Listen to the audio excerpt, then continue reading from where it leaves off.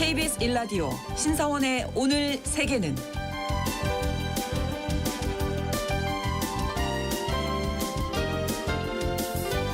안녕하십니까. 아나운서 신성원입니다. 서유럽 북해연안에 위치한 네덜란드는 우리에겐 벨기에, 룩셈부르크와 함께 베네룩스 3국으로도 익숙한 나라죠. 네덜란드 하면 풍차와 형형색색의 튤립이 가장 먼저 떠오르는데요. 이뿐만 아니라 반 고흐 미술관이라든지 안네 프랑크의 집 등 역사와 예술, 자연이 어우러진 명소가 가득한 나라입니다. 그리고 전통적인 낙농업을 비롯해서 금융과 반도체, 신재생에너지 등 산업 기반이 골고루 발달해 있어서 유럽의 강소국으로 꼽히는 곳인데요. 오늘 글로벌 이슈 초대석에서는 네덜란드에서 오신 야닉 씨를 모시고 네덜란드에 대한 다양한 이야기 나눠보겠습니다.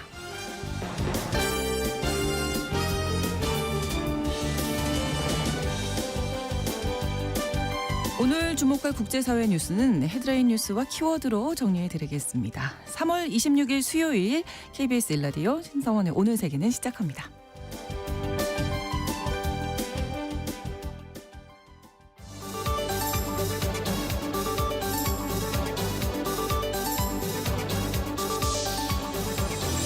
오늘 세계는 헤드라인 뉴스. 미국의 중재로 우크라이나와 러시아가 에너지 시설에 이어 흑해에서도 공격을 중단하기로 합의했습니다. 다만 러시아는 자국 농산물과 비료 수출을 제한하는 제재가 해제된 이후에야 흑해 휴전이 이행될 수 있다고 강조했습니다. 다음 달부터 유럽연합에 무관세로 수출할 수 있는 한국 철강 물량이 최대 14% 줄어듭니다. EU가 25일 영내 철강 산업 보호를 위한 세이프가드 개정안을 확정했는데요. 트럼프 1기 행정부의 철강 관세에 대응해 2018년부터 국가별로 지정된 할당량 수준까지는 무관세로 수입을 하되 초과 물량에 대해선 25% 관세를 부과하는 내용입니다. 한국의 경우 수출량이 가장 많은 열연 쿼터가 가장 큰 폭으로 줄어들었고 다른 제품군의 할당량도 소폭 축소됐는데요. EU는 트럼프 2기 행정부의 철강 관세 부과로 영내 산업이 타격을 입을 것을 우려해 개정안을 앞당겨 발표했습니다.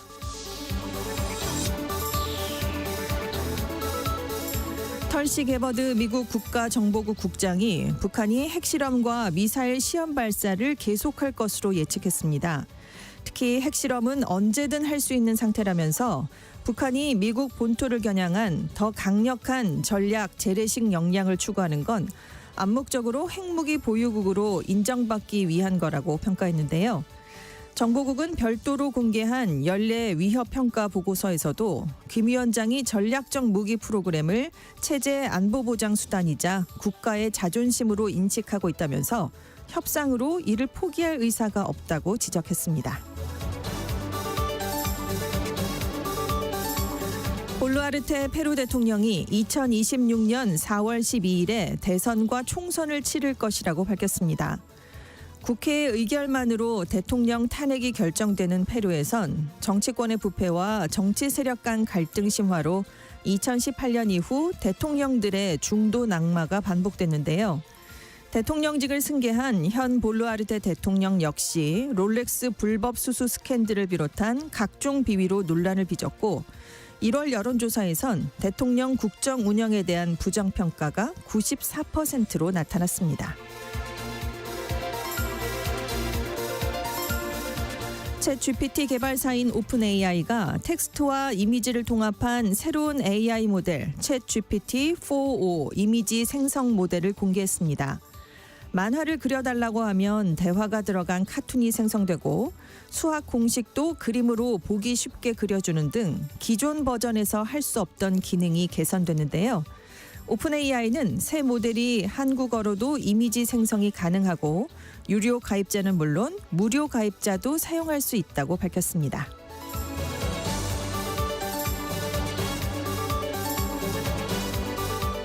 오늘의 헤드라인 뉴스 외신캐스터 전주현 씨가 전해주셨습니다. 이번에는 키워드로 정리한 국제사회 소식을 살펴보겠습니다. 첫 번째 키워드, 한 걸음 뗀 천리길. 네, 우크라이나 종전 협상이 아주 길고 긴 길이 될 건데 이제 한 걸음마를 뗐습니다. 미국이 우크라이나, 러시아와 각각 실무회담을 진행을 했는데요. 이 회담을 통해서 흑해에서의 안전한 항해를 보장하고 이 지역에서 무력을 사용하지 않기로 합의를 이끌어냈습니다.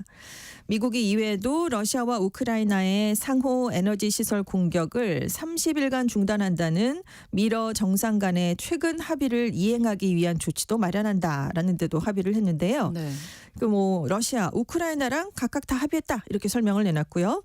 에너지와 해양 분야 합의 이행을 지원하기 위한 제3국의 중재에도 러시아, 우크라이나 다 환영한다는 입장을 밝혔다라고 설명했습니다.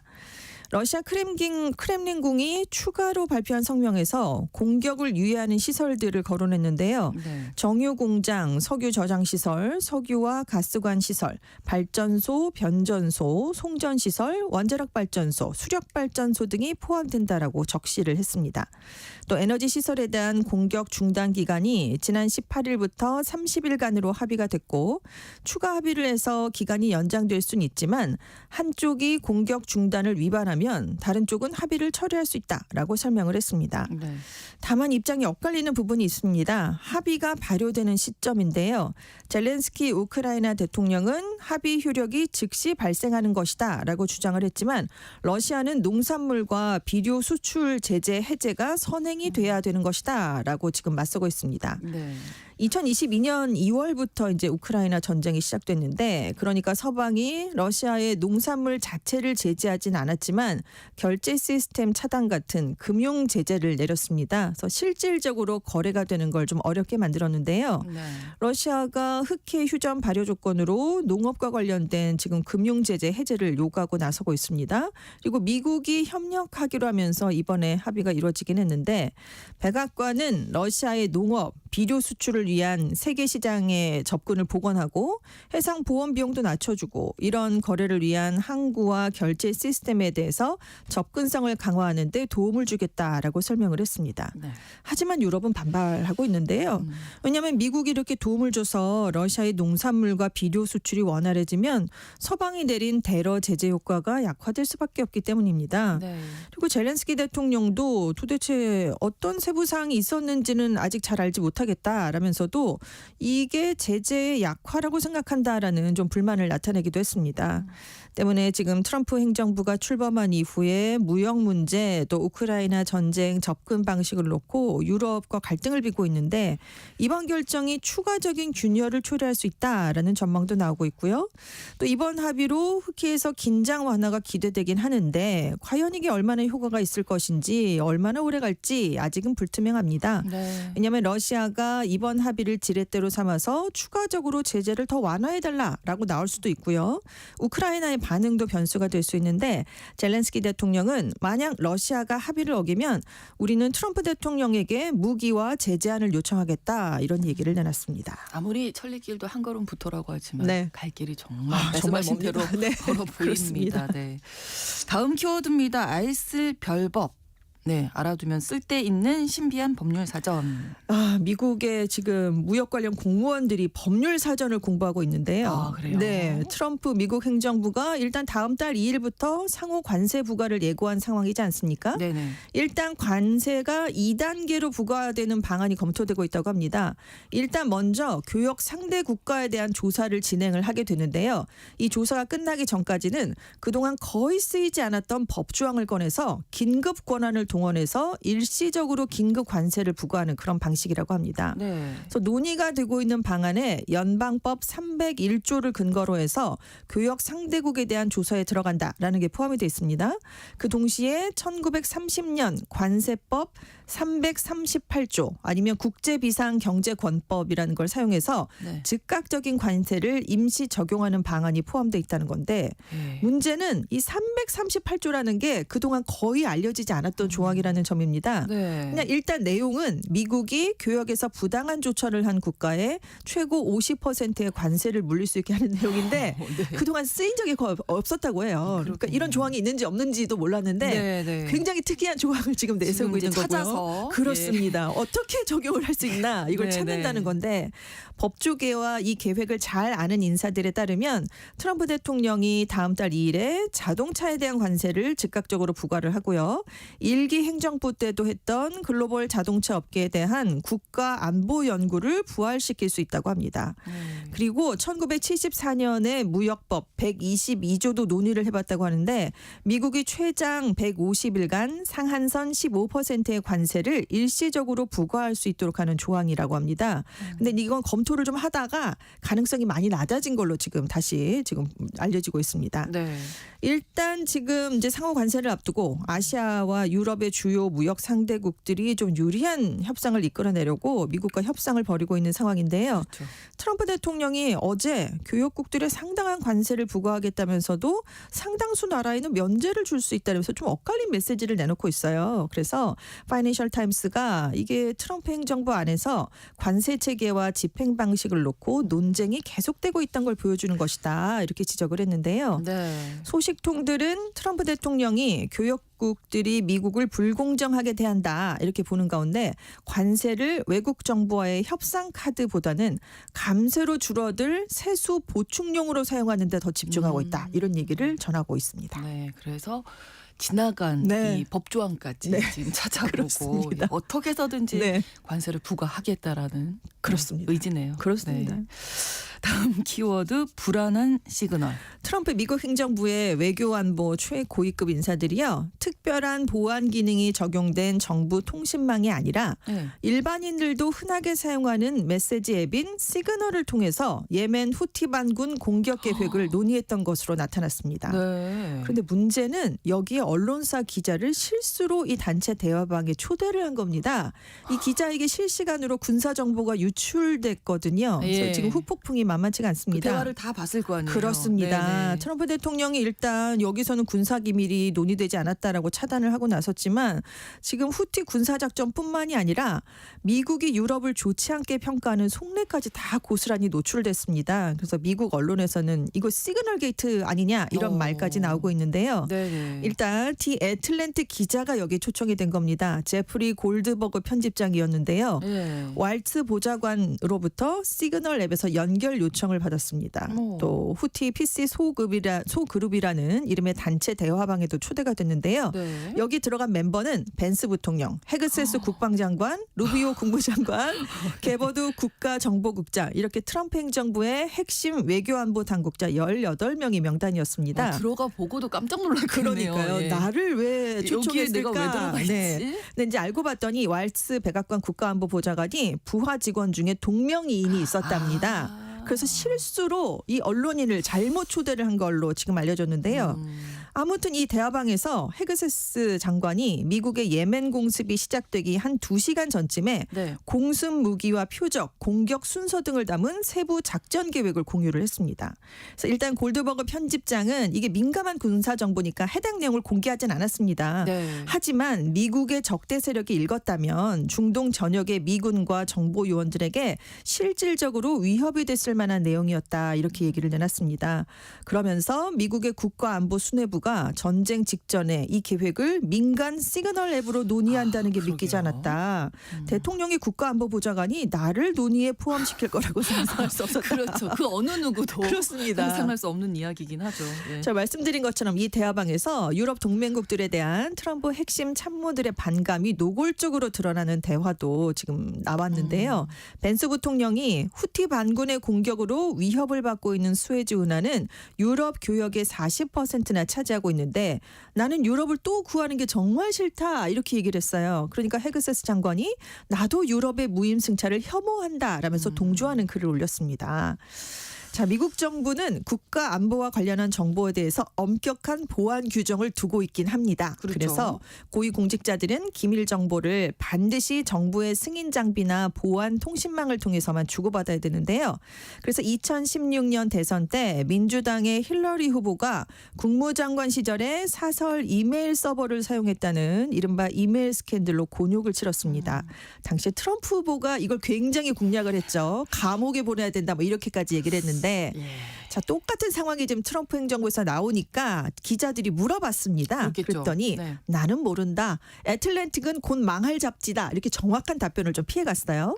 그래서 CNN이 트럼프가 의도적으로 자신에게 반기를 들지 않을 아마추어들로 정부 고위직을 채웠는데 그 사람들이 결국 전쟁 계획을 메신저로 토론하고 드러내는 극적인 실수를 저질렀다라고 지적을 했습니다. 자, 한편 이번 군사기밀 유출 사태로 트럼프 행정부의 안보 불감증이 심각한 게 아니냐 이런 비판이 커지고 있는데요. 그래서 왈츠 보좌관을 경질해야 된다라는 주장까지 일부에서 나왔지만 네. 트럼프 대통령이 오늘 새벽에 그건 실수였고 예멘 후티 공격에는 별다른 영향이 없었다. 나는 왈츠를 여전히 신임한다라는 얘기를 내놨습니다. 근데 이거 언제든 도청이 될 수도 있고 이렇게 네. 새나갈 수도 있기 그렇습니다. 때문에 정말 중요한 건데 네, 그냥 이렇게 별일 아니니까. 그냥 우리 네. 일반적으로 이용하는 앱 이용한 거잖아요. 네, 그렇습니다. 우리가 흔히 아는. 네. 이거는 좀 문제인 것 같은데요. 그래서 불안한 시그널이 아닌가 싶습니다. 불안한 시그널 네, 맞네요. 안보에서요. 네. 다음 키워드 은빛 노후를 위한 금융 가이드. 가 일본에서 나왔습니다. 네. 고령자를 노린 보이스피싱 사기가 일본에서도 급증하고 있는데요. 그래서 일본 경찰청이 75세 이상 고령자들의 현금 자동 입출금기 즉 ATM 이용 한도를 하루에 30만 엔 약 293만 원으로 제한하는 방안을 검토 중입니다. 네. 그동안 일본에서는 ATM의 하루 이용 한도를 은행들이 자율적으로 정해왔어요. 그래서 대부분 하루 최대 인출은 50만 엔, 약 488만 원, 송금과 이체는 100만 엔, 약 976만 원 선으로 제한돼 왔었습니다. 네. 근데 이제 이걸 30만 엔으로 줄이겠다라는 얘기고요. 한편 오사카부 의회에서도 지난 3년 동안 ATM에서 송금한 기록이 없는 70세 이상 고령자에 대한 송금 한도액을 하루에 10만 엔, 약 97만 원 이하로 제한하는 조례 개정안을 가결시켰습니다. 네. 또 고령자의 통화 중 ATM 사용도 금지를 했고요. 금융기관에 필요한 조치를 해라라고 했는데 ATM 조작을 할 때 통화 금지를 의무화한 건 일본에서 처음입니다. 네. 그래서 일본에서는 이제 이런 고령자를 향한 사기 수법이 해마다 늘고 있었는데 작년에 이런 특수 사기 피해가 전년과 대비해서 1.6배가 늘어났습니다. 그래서 피해 액수가 721억 엔으로 역대 최대치를 기록했는데 네. 전체 피해자 2만여 명 중에 45%가 75세 이상 고령자였던 걸로 집계가 됐습니다. 네. 그래서 이제 일본 정부가 대책을 좀 마련하고 있었는데요. 다만 일부에서는 이렇게 대응을 하면 고령자의 편의성을 지나치게 제한하는 게 아니냐라는 지적을 내놓고 있습니다. 또 은행들의 업무 부담이 늘어난다는 것도 우려가 되고 있는 점인데 네. 그래서 경찰청이 이용자의 편의를 배려하고 금융기관 부담도 억제할 수 있도록 협의를 해 나가겠다라면서 개인 사업의 경우에는 예외 조치를 두는 방안을 고려하고 있다라고 밝혔습니다. 네. 워낙 피해가 네. 심각하다 보니까 그렇습니다. 이런 조치까지 내는 거겠죠. 네. 다음 키워드 우리가 여전히 옳은 일을 하는 것인가. 이런 고민을 안락사 집행 사례를 사후 감독하는 네덜란드의 안락사 검토위원회가 하고 있는데요. 네. 네덜란드에서는 안락사가 합법입니다. 그렇죠. 그런데 육체적 고통이 아니라 정신적인 고통을 이유로 안락사를 선택하는 사례가 급증하면서 사회적으로 논란이 커지고 있습니다. 이 위원회가 발표한 통계를 보니까 작년에 정신질환에서 비롯한 정신적인 고통을 이유로 안락사를 선택한 사람이 219명이었던 것으로 조사가 됐습니다. 네. 근데 그 전년에 비해서 58.7%나 급증을 한 수치예요.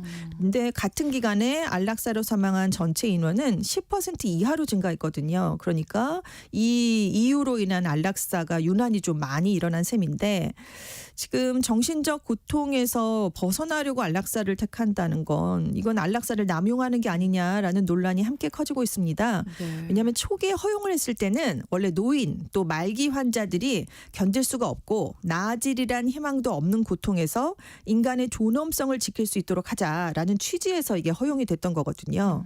그리고 또 하나 문제가 되는 게 청년층의 비율이 높았다는 점입니다.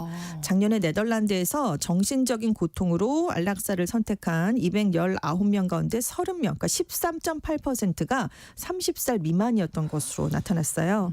그래서 전문가들은 절대적인 수치는 여전히 낮긴 하지만 30세 미만 청년들이 심리적 불안을 이유로 안락사 시행을 요청하는 경우가 급격히 증가하고 있다.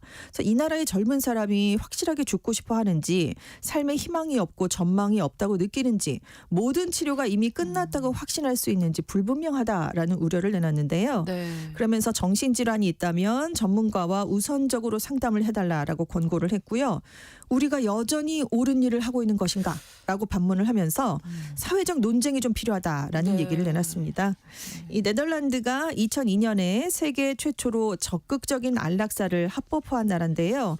환자의 숙고와 자발적 요청이 있고 환자의 고통이 견딜 수도 좋아질 가능성도 없고 환자가 자신의 현재 상황과 예후에 대해 알고 있어야 되고 다른 해결책이 없고 독립적인 의사 2명 이상과 상의를 해야 되는 굉장히 엄격한 조건이 그러네요. 있어요. 네. 이럴 때만 합법적으로 약물 투여를 받을 수가 있는데 이 네덜란드는 지금 영국을 비롯한 다른 나라의 안락사와 다르게 죽음이 꼭 임박한 상태가 아니라도 이런 요건을 충족시키면 안락사가 가능합니다. 네. 그래서 작년에 사망한 네덜란드인이 총 17만 2천여 명이었는데 이 중에 5.8%는 안락사를 선택한 분들이었습니다. 비율이 꽤 높네요. 네. 그러니 우리가 여전히 옳은 일을 하고 네. 있는 것인가 그렇죠. 질문이 나올 수밖에 네. 없을 것 같습니다.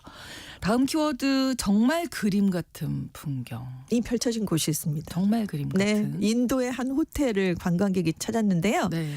처음에 예약을 할 때는 그림 같은 바다 전망이 보여서 바다뷰, 오션뷰여서 예약을 했습니다. 보통 그 사진 그렇죠. 보고 네, 많이 그렇죠. 네. 예약하잖아요. 네. 근데 정작 이 호텔을 갔더니 네. 바다 뷰가 아니고 바다 전망에 벽지가 발라져 있던 방이었어요. 아이고.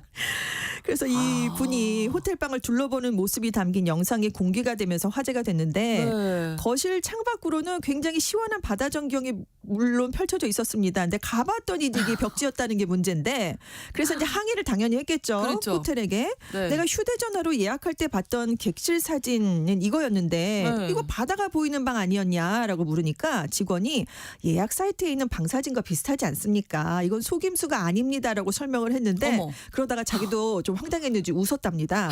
그런데도 계속해서 이건 예약 사이트의 설명과 같은 방이다 이렇게 우겼다고 하는데요. 그 얘기가 맞긴 하죠. 예약 사이트에도 그렇죠. 그 사진을 맞기는 올려놨으니까요. 한데 보통 진짜 바다가 있을 그렇죠. 거라고 생각을 하잖아요. 그래서 그림이라고는. 지금 분노하는 네티즌들이 굉장히 많습니다. 그렇겠어요. 그러면 네, 이 사람도 집회 사진으로 돈을 지불해도 되겠네. 뭐 이런 얘기를. 좋은 아이디어네요. 그래서 다른 데도 피라미드 전망이라고 갔더니 그림이더라. 뭐 이런 얘기도 있고요. 그래서 예. 이탈리아에서도 이런 일이 있었는데 강력하게 항의를 했지만 호텔은 온라인에 올라온 사진과 우리는 동일한 똑같다. 거다. 네, 그런 주장을 펴면서 환불을 해주지 않았다고 합니다. 잘 확인하셔야 되겠네요. 네. 여행 가실 때. 네. 헤드라인 뉴스와 키워드 외신캐스터 전주현 씨와 함께했습니다. 고맙습니다. 네, 감사합니다. KBS 라디오 신성원의 오늘 세계는 1부 마무리하겠습니다. 11시 30분부터 일부 지역에서 해당 지역 방송 보내드리고요. 데프 레퍼드의 Two Steps Behind 들려드립니다.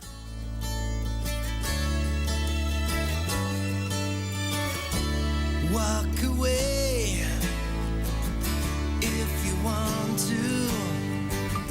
It's okay if you need to. Well, you can run, but you can never hide from the shadow that's creeping up beside you. There's a magic running through your soul, but you can have it all. Whatever you do, I'll be 2 steps behind you. Wherever you go, and I'll be there to remind you that it only takes a minute of your precious time to turn around.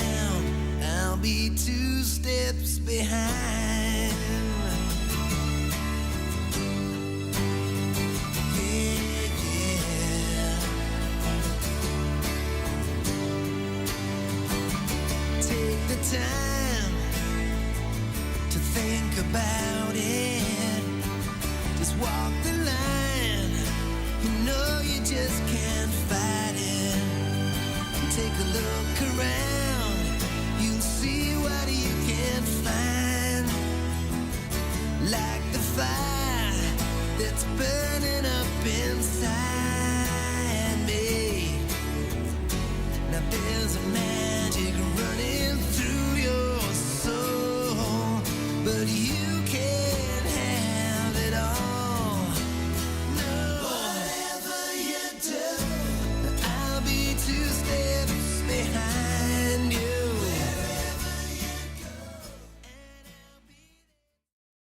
지금 시각은 11시 30분입니다. KBS Ladies and gentlemen. 국제사회의 다양한 뉴스를 한눈에 KBS 1라디오 신성원의 오늘 세계는 세계를 바로 보는 최소한의 투자입니다.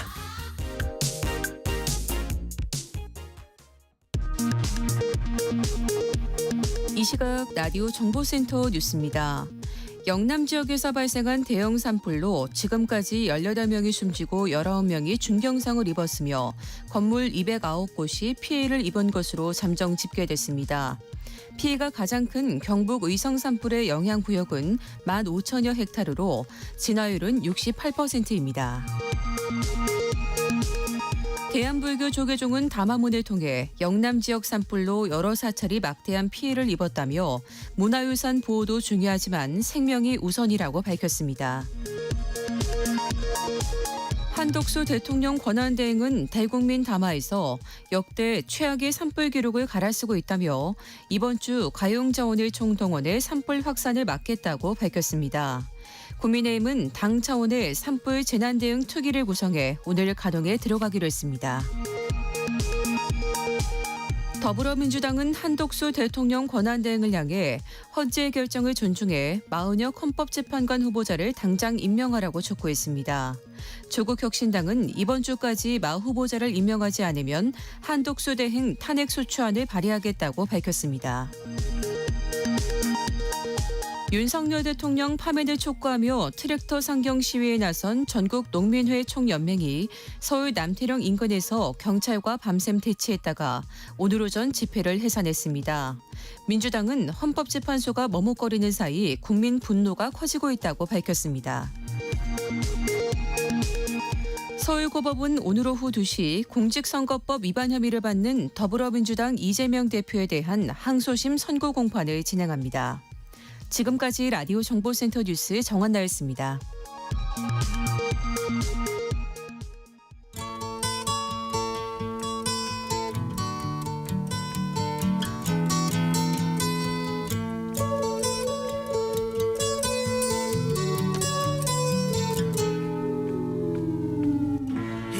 한국에 정착해서 살아가는 글로벌 이웃과 함께 지구촌에 대한 이해를 쌓아가는 시간 글로벌 이슈 초대석입니다.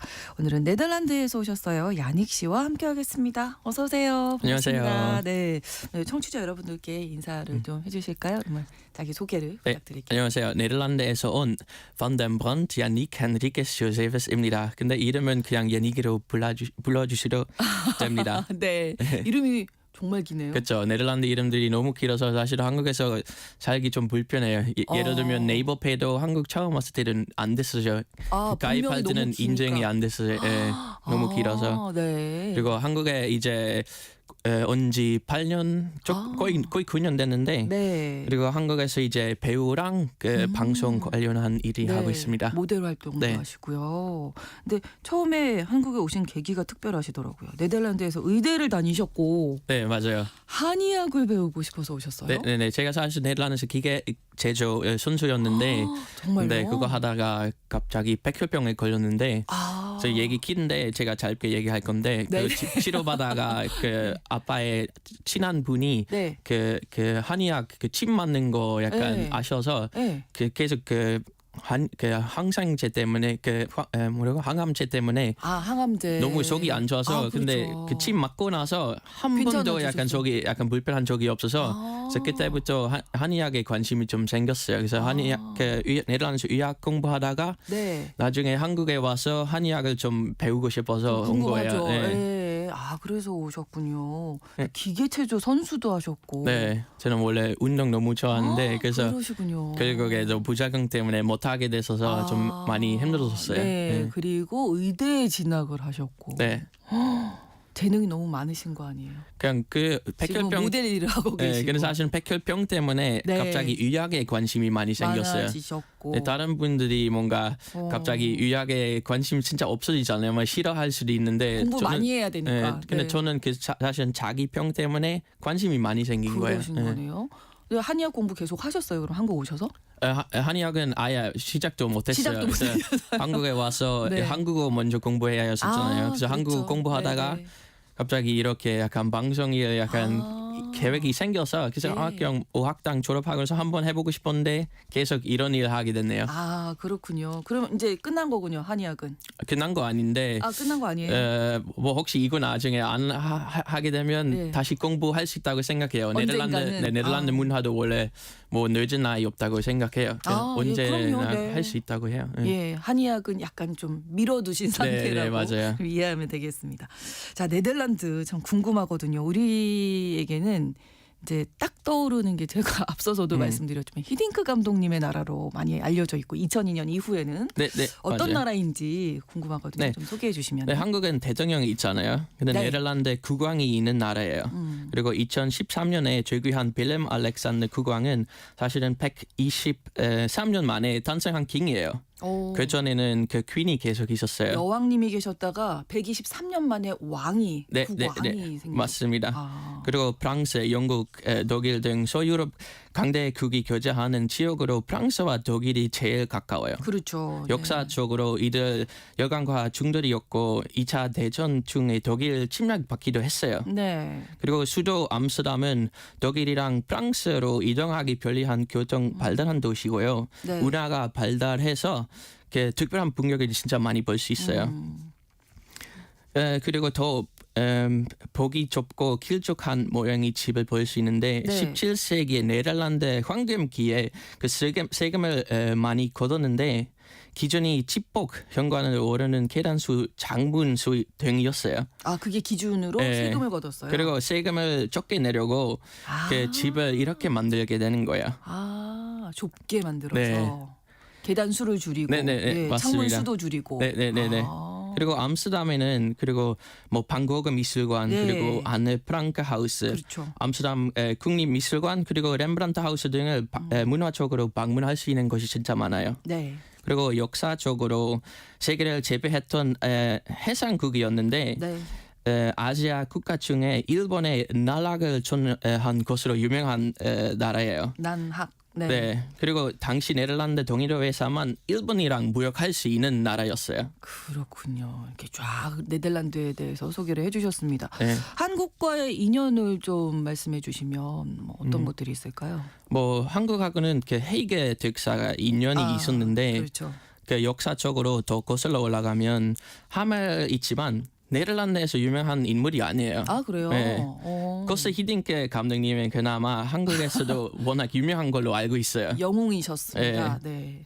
그리고 최근에 한국하고 반도체 협력이 늘면서 네. ASMR에 대해서 한국에서도 많이 아시는 것 같은데 네. 그 작년에 한국 대통령이 네덜란드에 가셔서 ASMR 회사랑 사업하려고 그 동맹이 됐어요. 반도체 관련 네. 사업을 이제 또 함께 네, 할 네, 수도 있고 헤이그 특사 아까 말씀을 해주셨는데 고종 황제 밀명을 받아서 만국 평화회의에 지금 이 부당함을 알리자 했던 거잖아요. 그래서 헤이그 특사가 네덜란드로 갔었는데 그분들이 묵었던 호텔이 지금 기념관으로 만들어진 거죠. 네, 맞습니다. 네. 그 헤이게 대형 호텔 3층짜리 건물인데 네, 네. 2층은 강당이고요. 네. 2층과 3층은 새 특사가 그 묵었던 침실이 있어요. 네. 그리고 한국인 관장이 운영합니다. 네, 네. 그리고 암스테르담은 수르지만 정부가 위치한 곳이 아니에요. 그거 헤이그예요. 아. 그 헤이그에 그 왕궁부터 집무실 그리고 국회 여러 행정기관이도 있고요. 네. 여러 나라 대사관도 있고 국제사법재판소도 그리고 맞네요. 국제 형사재판소도 헤이그에 다 있어요. ICC도 다 네. 있다고 말씀드렸던 것 같고요. 네, 네. 맞아요. 그리고 헤이그는 영어식 이름인데 네. 네덜란드어로는 덴하그라고 하는데 네. 서류 쓰이는 도시 이름은 스라벤하그라고 해요. 아, 또 헷갈리시죠? 길어지네요. 네. 헷갈리시죠? 네, 예, 예. 아마 발음이 좀 어려워서 그렇게 된 것 같아요. 예, 영어식으로 헤이그. 네. 야닉 씨는 고향이 어디세요? 그러면?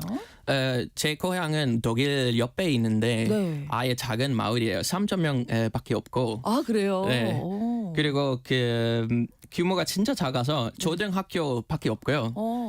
그리고 고등학교는 항상 그 다른 데에서 다른 지역으로 다녔어요. 가셨겠네요. 그리고 대중 교통이 없어서 네. 무조건 우리도 항상 자전거 타고 학교 다녔어요. 맞아요. 네. 네덜란드에 자전거 많이 타시죠? 네, 네. 자전거는 진짜 잘 발달한 나라예요. 네, 그 고향이 오벌룬이라는 작은 마을인데 한국에서 이렇게 살다가 다시 네덜란드 오랜만에 가시면 네. 좀 달라졌다 이런 거 느끼세요? 네, 그 사실은 그 처음에 코로나 전에 한국에 왔는데 그 외에 방문했을 때 뭔가 많이 달라졌어요. 그 한국에 그 킥보드 다니는 것 그리고 핸드폰 결제하는 것 엄청 신기하다고 생각했는데 근데 사실은 네덜란드 가서 이제 다 되더라고요. 네. 이제 전 세계적으로 뭐 다, 네, 맞아요, 맞아요. 예, 그리고 킥보드 같은 경우에는 한국에서 아무렇게 뭐 방치하고 안전하지 못하는 부분 있다고 생각하는데 네덜란드에서 킥보드 달라면 네. 그 교육도 받고 번호판도 꼭 달아야 되고 그리고 보험까지 다 가입해야 돼요. 그래요. 네, 그래 이런 면은 한국에서도 좀 있었으면 좋겠어요. 그러니까요. 킥보드 관련된 이제 사고 위험이 있기 때문에 그러니까요. 안전을 위한 장치는 꼭 좀 했으면 좋겠다 이런 말씀 또 덧붙여 주셨고요. 이제 뭐 동양 사람들보다 유럽 사람들, 서양인들이 조금 더 뭐 직설적이다. 뭐 이런 얘기 많이 하거든요. 네, 맞아요. 어때요? 네. 네덜란드 분들은 어때요? 저도 완전 인정합니다. 아, 그래요? 저는 사실은 직설적인 얘기하는 걸 편하니까 네. 항상 좀 생각하는 대로 뭐 마음 뭐 의견 그냥 이걸 생기는 뭐 대로 다 애둘러서 이렇게 얘기하지 않고 그냥 똑바로, 말씀하시는 거죠. 그래서 네덜란드 사람들이랑 대화하기 힘들다고 이런 그 소재로 만든 SNS 영상도 진짜 많아요. 그래요. 네, 예를 들면 그 한국 사람들이 뭐 네. 밥 한 번 먹자 이렇게 말하면 네덜란드 사람들이 언제 그때는 안 되고 다음 달도 안 되고 혹시 뭐 2달쯤 뒤에 뭐 괜찮은데 이런 식으로 말하는데 네. 그 상대방이 진짜 피곤하죠. 그리고 그런 의도가 아니라 네. 그냥 인사잖아요. 맞아요. 잘 가 대신에 언제 한번 밥 먹어였는데 네. 내일 되는데 밥 먹을까 뭐 이렇게 되면 맞아요. 곤란한 거잖아요. 맞아요. 네덜란드 사람들 빈말 아예 안 해요. 네. 그렇군요. 먹자 하면은 그냥 진짜 먹어야 네, 되는 네, 약속을 잡아야 되는. 네, 맞습니다. 좀 익숙해지셨어요 이런 한국 문화에는? 익숙한데 사실은 저는 아직도 네덜란드식으로 약간 행동하는 거 좋은 것 같아요. 네. 상대방이 조금 힘들지만 이제 네. 제 친구들 주변에 다 얘네기 네덜란드 사람이라서 이렇게 하는 거라서 사실은 이거 편한 사람들 많아요. 네, 편하다고 그렇군요. 생각하는 사람 많아요. 예. 네. 좀 많이 참으시겠네요 그러면. 저 모르는 사람이랑 잡는데 네. 친구들이랑 안 친구들하고는. 잡아요. 네. 친구들이 바로 약속 잡자. 네, 이렇게. 처음에 친구를 뭐 약간 상처받은 친구 좀 있었는데 요즘은 다 얘네기 원래 그래 네덜란드 사람이라고 적응하셨어요. 다들 맞아요. 친구들끼리. 예. 네. 자, 네덜란드가 각종 산업이 정말 골고루 발달해 있는 강소국이다. 앞서서 제가 이렇게 소개를 드렸습니다. 네덜란드에서 요즘 가장 경쟁력 있는 산업 하면 어떤 걸까요? 뭐 네덜란드 예를 들면 그 농식품, 원예, 그렇죠. 낙농업 뭐 이렇게 예, 유명하다고. 예. 그리고 첨단 기술, 에너지 그리고 물류 등 골고루 진짜 발달 잘 됐어요. 이름만 들어도 아실 텐데 네. 유명한 기업들 진짜 많아요. 그렇군요. 네. 석유와 그 천연가스 생산하는 로열 더치셀 그리고 네. 반도체 재료 장비 전문 기업은 ASML은 이곳에서 만드는 장비가 꼭 필요하죠. 여러 나라에서 로봇걸 보내는 기업 있죠. 네. 그리고 필립스도 유명하잖아요. 그렇죠. 네. 네. 의료, 조명, 가전 제품 만드는 거죠. 그리고 맥주는 진짜 빼놓을 수 없죠. 하이니켄. 그리고 예. 생활용품과 식료품 만드는 그 유니레버도 유명해요. 그러네요. 네. 맞네요. 이렇게 다양한 그 기업과 산업 발달한 것이 진짜 많고 네. 신재생 에너지 분야도 상당히 발달했어요. 예. 그렇지만 우리 머릿속에 이제 네덜란드 하면 떠오르는 건 풍차. 맞습니다. 네, 그 얘기 튤립이네요. 맨날 들어요. 그래요? 네. 근데 풍차가 지금도 뭐 어디 가면 많이 볼 수 있는 건가요? 네, 아직도 뭐 있는 것이 많아요. 사실은 운영되지 않은 운영 중인 아닌 풍차도 많은데 네. 운영 중인 풍차도 아직 있어요. 그리고 원래는 풍차는 사실은 사람들이 다 아시는데 많이 공부하기는 했어요. 네. 왜 필요한 건지. 네, 근데 사실은 두 가지 종류 있어요. 네. 그 네덜란드 사실은 그 해수면보다 지면이 낮아서 네. 간접지를 만들기 위해서 수면의 높이를 일정하게 유지해야 했어요. 네. 그래서 이때는 물을 보내는 역할 한 개 풍자였어요. 예. 근데 다른 거 하나는 그 밀가루 아니면 뭐 공식 판내는 그런 이용한 그 풍차도 있어요. 곡식을 빻는데 네, 맞아요. 그래서- 풍차가 이용되는 거예요. 네, 보통 조금 더 약간 네덜란드 안쪽으로 가면 그런 풍차 많아요. 그래서 해쪽 갈 때는 뭐 이렇게 보내는 풍차 많고 네. 조금 더 안쪽으로 가면 그 방 만드는 그 관련한 그 풍차 많아요. 물을 퍼내는 용도도 있고 네, 밀가루를 좀 빻아내서 밀가루를 네. 만들어 생산해내는 네덜란드에서 원래 바람이 많이 불어서 바람이 많이 이렇게 된 거예요. 예. 아 그렇군요. 그리고 예. 네, 아직도 그 쓰는 것들이 있는데 네. 근데 특히 많이 보기 진짜 힘들어요. 근데 전통적인 풍차 마을이 하나 있어요. 네. 그 잔스스칸스라는데 네. 그 18세기에서 그 풍차 마을이 모습은 그대로 아직 보존되어 있고 네. 그 풍차 외에도 치즈 공장 그리고 나무로 만든 신발 만드는 공방을 등을 둘러볼 수 있는데 네. 네덜란드의 전통 문화를 깊이 체험할 수 있는 것이에요. 네, 풍차마을 잔센스칸스. 잔스스칸스 맞아요. 네. 전통적인 네덜란드의 모습을 보고 싶으시면 네, 꼭 저기 가보세요. 네. 가시면 다 보실 수 있는 나무로 만든 신발도 네. 함께. 자, 야닉 씨가 어리셨을 때는 그 현대적인 건축물이 좋았는데 이제는 조금 전통적인 것에 끌린다고 하시는 걸 보니까 이제 나이가 조금 네. 들어가시나 네, 봅니다. 어렸을 때 그랬는데 한국에 왔을 때 현대적인 그 건물도 진짜 멋있었어요. 그런 요즘은 뭐 반대로 네덜란드 가면 그 전통적인 그 것들이 매력이 느껴져요. 네. 진짜 한국어 있을수록 그렇게 되는 것 같아요. 그렇군요. 네. 저도 그래요. 근데 아 진짜요? 우리 어떤 전통 문화에 네. 나이가 들어가면 갈수록 더 매료되긴 하더라고요. 그쵸. 예, 관심도 많이 가고 네. 마음이 좀 편안해지고. 맞아요. 네. 네. 서울은 엄청 큰 도시인데 네. 다 현대적인 건물 많아요. 네. 근데 네덜란드 그 수도 가면 사실은 다 전통적인 건물들이 있어서 너무 멋있다고 생각해요. 네네. 그리고 제 고향이랑 가까운 그 도시 하나 있는데 네. 그 네이메게라고 해요. 그래서 사실은 네덜란드에서 제일 오래된 도시예요. 저기 그 도시는 또 그 독일 근처 동쪽에 위치하고 이 도시는 로마 제국 시대부터 존재했으며 중세 시대에는 중요한 무역 중심지였어요. 네. 그리고 로마 시대의 성벽도 아직 남아 있어서 볼 수 있는 거예요. 그리고 그 스테븐스캑스는 13세기에 건립된 중세 교회는 네이메게엔 대표적인 건물이에요. 네. 그리고 또 신기한 거 저기 하나 있었는데 2001년에 공사하다가 당의 나바로 만든 관이 발견됐어요. 네. 그 로마 시대의 양반들은 나바로 만든 관으로 묻는 문화가 있었는데 이런 관은 진짜 희귀합니다. 네이메게 외에 독일에 2개, 영국에 하나, 그리고 이탈리아에서 하나만 발견됐다고 해요. 그렇군요. 네. 그래서 네이메게에서 관광객들이 위해 관을 발견된 곳에서 그 네. 관을 표시하는 동상을 만들어놨어요. 네. 나이메헨. 네이메겐. 네. 저는 발음이 좀 어렵죠. 네. 사실은 여기 그 대본 네이메헨. 네이메겐. 사실은 네이겐. 그런 도시 이름들이 다 한글로 보면 저도 헷갈려요. 아주 전통이 잘 보존된 네, 가장 맞아요. 오래된 도시. 네, 네. 이렇게 기억하고 계시면 좋을 것 같아요. 자, 요 얘기는 제가 이렇게 말씀드려도 되나요? 네덜란드 음식 뭐 먹을 게 없다, 맛이 없다 이런 얘기하는데 동의하세요? 먹을 거 많은데 먹을 거 많은데 맛없다고 생각해요. 아 먹을 거는 많은데 맛이 네. 그것도 네. 네덜란드 그 옛날 뭐 교회 때문에 네. 뭐 약간 먹을 때는 뭔가 안 맛있어도 된다. 그냥 에너지 위해 먹어야 된다. 그런 식으로 그렇게 약간 사람들이 뭐 약간 자라서서 네덜란드 음식이 개발되지 않은 것 같아요. 맛이 뭐가 중요하냐? 네. 배만 안 고프면 되지. 그렇죠. 네. 그래서 네덜란드 음식 사실 저는 별로라고 생각하고 주로 감자랑 빵을 많이 먹어요. 네네네.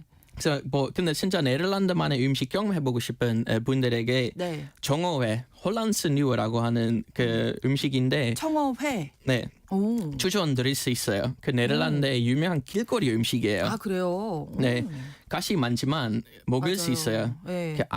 아주 부드럽고 바다의 맛인데 그 가시 그냥 꼭꼭 씹으면 돼요. 안 씹으려 돼서 아, 그래요? 네, 그 제일 큰 가시만 베어놔서 그 작은 가시들을 그냥 먹을 수 있는데 뭔가 처음 먹어보면 뭐 이상하고 약간 위험하다고 생각하는데 다 네. 위험한 가시들이 아니에요. 저는 해산물 좋아해서 다 네. 먹을 수 있을 것 같아요. 바다 맛이 진짜 세요. 그렇죠. 네, 그래서 뭐 한국 생선이랑도 아주 달라요. 그 광어 등 뭐 사실은 맛이 많이 안 나는 흰살 생선 있잖아요. 생선은 사실 그렇죠. 네. 네. 근데 정어에는 진짜 생선 맛, 뭐 바다 맛이 진짜 많이 나니까 비릿한 네, 내용이 맞아요. 조금 네, 나겠죠. 그래서 그 생선을 예민한 분들에게 좀 먹기 좀 힘들 수도 있어요. 네. 그리고 또 아예 통째로 먹는데 네. 빵에 끼워 먹기도 해요.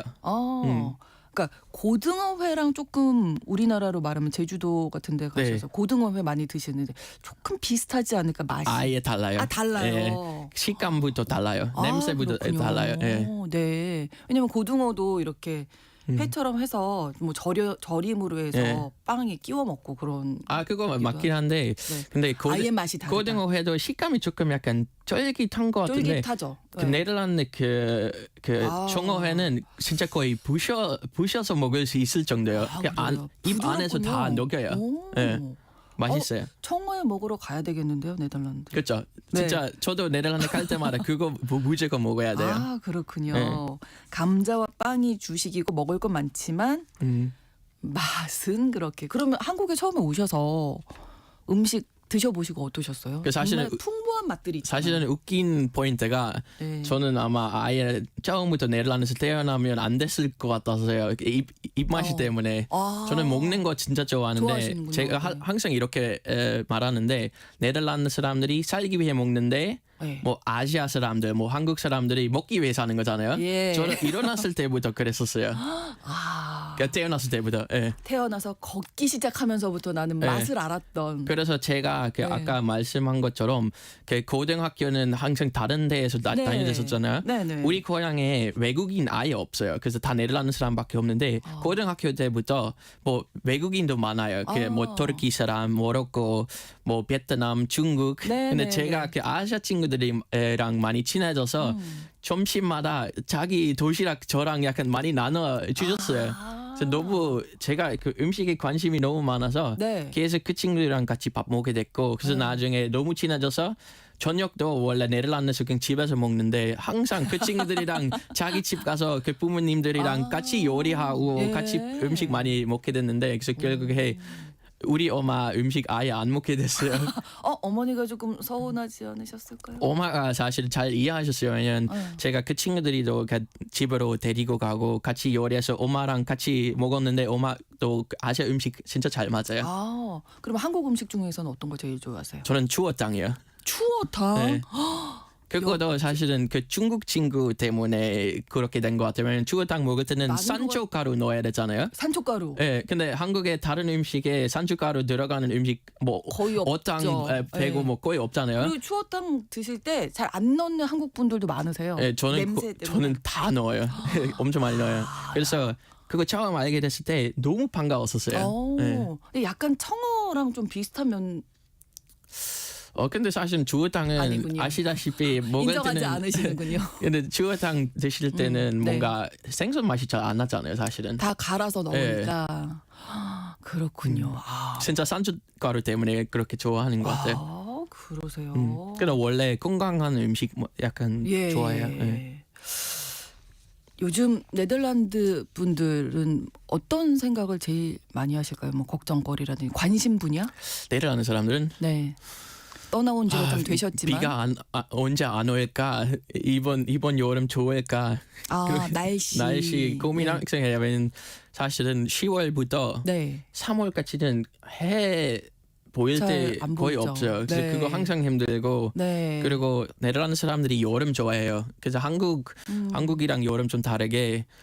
좀 시원하죠?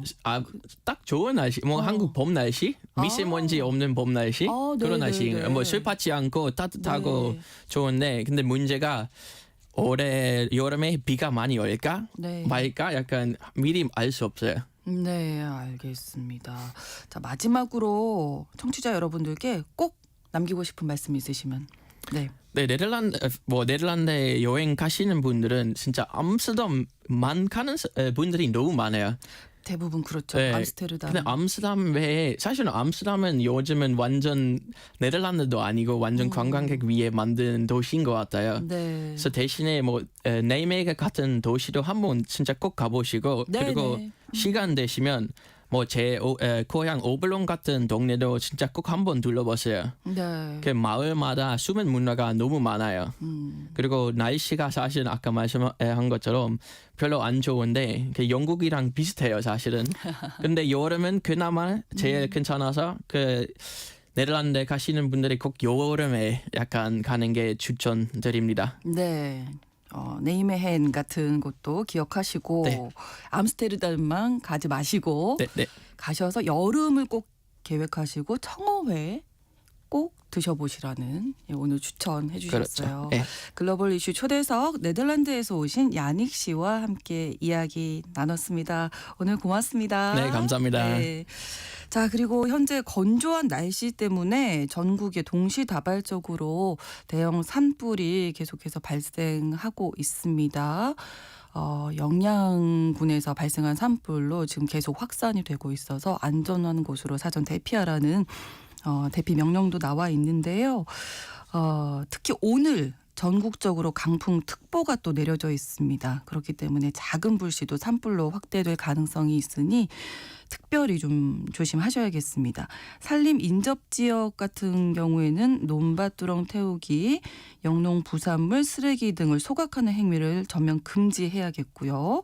등산객이나 성명객 분들은 화기 특별히 취급을 금하셔야 되겠습니다. 현재 건조한 날씨 때문에 전국적으로 동시다발적인 대형 산불이 발생하고 있어서 매우 위험하다는 이야기까지 전해드렸습니다. KBS 일라디오 신성원의 오늘 세계는 마무리하고요. 저는 내일 오전 11시 5분에 다시 뵙겠습니다. 고맙습니다.